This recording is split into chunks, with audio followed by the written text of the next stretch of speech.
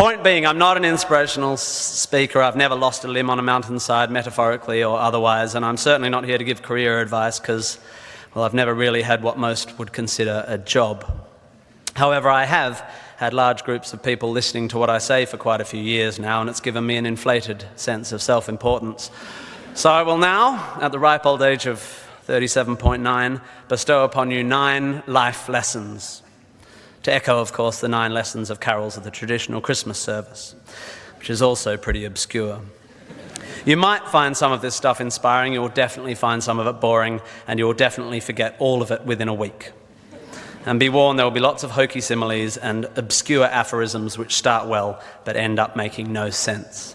So listen up or you'll get lost, like a blind man clapping in a pharmacy trying to echolocate the contact lens fluid.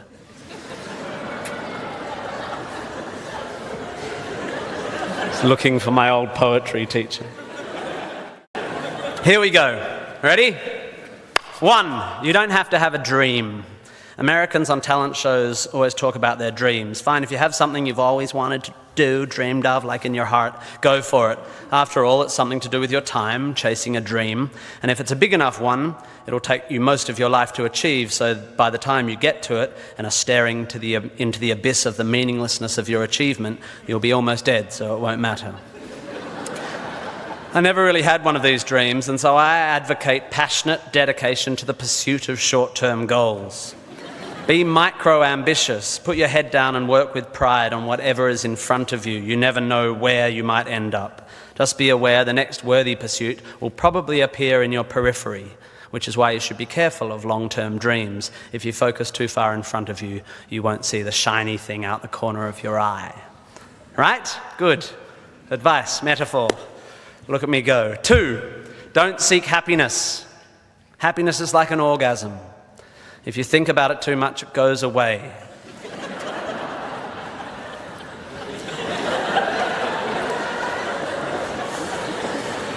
Keep busy and aim to make someone else happy, and you might find you get some as a side effect. We didn't evolve to be constantly content. Contented Homo erectus got eaten before passing on their genes. 3, remember, it's all luck. You are lucky to be here. You are incalculably lucky to be born, and incredibly lucky to be brought up by a nice family that helped you get educated and encouraged you to go to uni. Or if you were born into a horrible family, that's unlucky and you have my sympathy, but you are still lucky. Lucky that you happen to be made of the sort of DNA that went on to make the sort of brain which, when placed in a horrible childhood environment, would make decisions that meant you ended up eventually graduating uni. Well done you for dragging yourself up by your shoelaces, but you were lucky. You didn't create the bit of you that dragged you up. They're not even your shoelaces. I suppose I worked hard to achieve whatever dubious achievements I've achieved, but I didn't make the bit of me that works hard. And any more than I made the bit of me that ate too many burgers instead of attending lectures when I was here at UWA. Understanding that you can't truly take credit for your successes, nor truly blame others for their failures, will humble you and make you more compassionate. Empathy is intuitive, but is also something you can work on intellectually. 4, exercise. I'm sorry, you pasty, pale, smoking philosophy grads, arching your eyebrows into a Cartesian curve as you watch the human movement mob winding their way through the miniature traffic cones of their existence. You are wrong and they are right. Well, you're half right. You think, therefore you are, but also you jog, therefore you sleep, therefore you're not overwhelmed by existential angst. You can't be can't, and you don't want to be. Play a sport, do yoga, pump iron, run, whatever, but take care of your body. You're going to need it. Most of you mob are going to live to nearly 100, and even the poorest of you will achieve a level of wealth that most humans throughout history could not have dreamed of. And this long, luxurious life ahead of you is going to make you depressed. But don't despair. There is an inverse correlation between depression and exercise. Do it. Run, my beautiful intellectuals, run. 5, be hard on your opinions. A famous bon mot asserts that opinions are like arseholes, in that everyone has one. There is great wisdom in this, but I would add that opinions differ significantly from arseholes, and that yours should be constantly and thoroughly examined.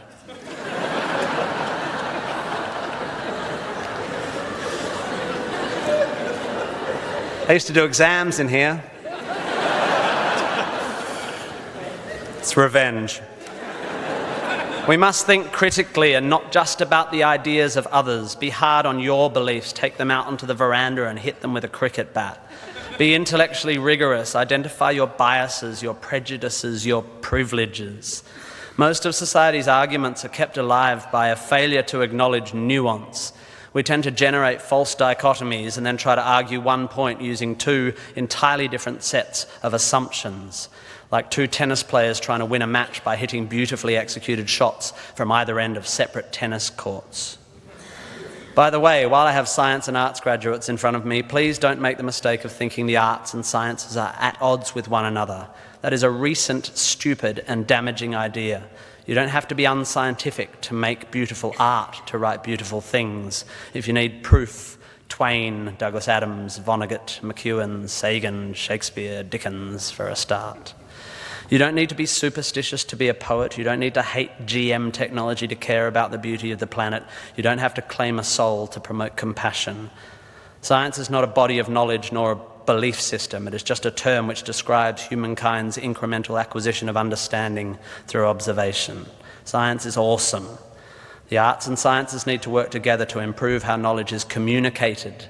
The idea that many Australians, including our new PM and my distant cousin Nick Minchin, believe that the science of anthropogenic global warming is controversial is a powerful indicator of the extent of our failure to communicate. The fact that 30% of the people in this room just bristled is further evidence still. The fact that that bristling is more to do with politics than science is even more despairing. 6, be a teacher. Please, please, please be a teacher. Teachers are the most admirable and important people in the world. You don't have to do it forever, but if you're in doubt about what to do, be an amazing teacher. Just for your 20s, be a teacher. Be a primary school teacher, especially if you're a bloke. We need male primary school teachers. Even if you're not a teacher, be a teacher. Share your ideas. Don't take for granted your education. Rejoice in what you learn and spray it. 7, define yourself by what you love. I found myself doing this thing a bit recently where if someone asks me what sort of music I like, I say, well, I don't listen to the radio because pop song lyrics annoy me. Or if someone asks me what food I like, I say, I think truffle oil is overused and slightly obnoxious. And I see it all the time online, people whose idea of being part of a subculture is to hate Coldplay or football or feminists or the Liberal Party. We have a tendency to define ourselves in opposition to stuff. As a comedian, I make my living out of it. But try to also express your passion for things you love. Be demonstrative and generous in your praise of those you admire. Send thank you cards and give standing ovations. Be pro stuff, not just anti stuff. 8, respect people with less power than you. I have in the past made important decisions about people I work with, agents and producers, big decisions based largely on how they treat the wait staff in the restaurants we're having the meeting in.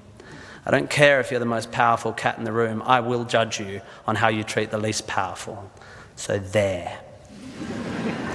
9, finally, don't rush. You don't need to already know what you're going to do with the rest of your life. I'm not saying sit around smoking cones all day, but also don't panic. Most people I know who were sure of their career path at 20 are having midlife crises now. I said at the beginning of this ramble, which is already 3.5 minutes long, that life is meaningless. It was not a flippant assertion. I think it's absurd, the idea of seeking meaning in the set of circumstances that happens to exist after 13.8 billion years worth of unguided events. Leave it to humans to think the universe has a purpose for them. However, I am no nihilist. I'm not even a cynic. I am actually rather romantic. And here's my idea of romance. You will soon be dead. Life will sometimes seem long and tough, and God, it's tiring. And you will sometimes be happy and sometimes sad, and then you'll be old, and then you'll be dead. There is only one sensible thing to do with this empty existence, and that is fill it. Not fill it, fill it. And in my opinion, until I change it, life is best filled by learning as much as you can about as much as you can, taking pride in whatever you're doing, having compassion, sharing ideas, running, being enthusiastic. And then there's love and travel and wine and sex and art and kids and giving and mountain climbing, but you know all that stuff already. It's an incredibly exciting thing, this one meaningless life of yours. Good luck, and thank you for indulging me.